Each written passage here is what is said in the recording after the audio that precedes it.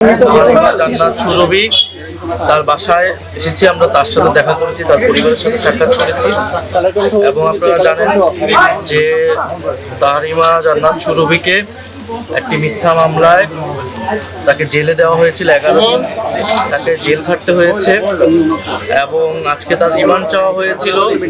2 দিনের রিমান্ডও মঞ্জুর করা হয়েছিল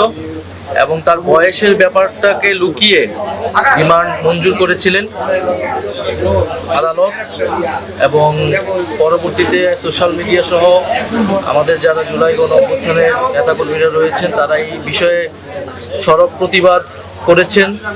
আমাদের যারা গাজীপুরে জাতীয় নাগরিক পার্টি, ছাত্রশক্তি এবং যুবশক্তি যারা রয়েছেন তারা এই রেলে প্রতিবাদ করেছেন, আমাদের আইনজীবী ফোরাম তারা কাজ করেছেন এবং সর্বোপরি জনগণের প্রতিবাদের মুখে তার রিমান্ড নামঞ্জুর করে তাকে জামিন দেওয়া হয়েছে। আমাদের এই বিষয়ে বক্তব্য হচ্ছে যে তাহরিমা জান্নাত সুরভি তিনি যদি কোনো অন্যায় করে থাকতেন, তিনি দেশের একজন নাগরিক হিসেবে যে আইনি এবং নাগরিক সুবিধা সুযোগ পাওয়ার কথা ছিল, তার যে অধিকার ছিল সেটা কিন্তু তিনি পাননি এবং স্পষ্টতই তার সাথে কোনো ন্যায় বিচার করা হয়নি এবং পরবর্তীতে আমরা জানতে পেরেছি এই পুরো বিষয়টাই ছিল বানোয়াট এবং মিডিয়ার মাধ্যমে এখানে এক ধরনের কিছু মিডিয়া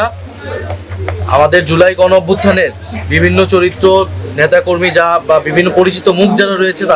তাদের চরিত্র হননের চেষ্টা 5ই আগস্টের পরবর্তী সময় থেকেই করছে এবং তাহরিমা জান্নাত সুরভির ঘটনাটাও কোনো বিচ্ছিন্ন ঘটনা নয়। এই ঘটনাও আমরা সেটারই একটা ধারাবাহিকতা হিসেবে দেখি। আমরা এর আগে হবিগঞ্জেও দেখেছি যে জুলাই গণঅভ্যুত্থানের এক নেতাকে গ্রেফতার করা হয়েছে, ছাত্র নেতাকে। আমরা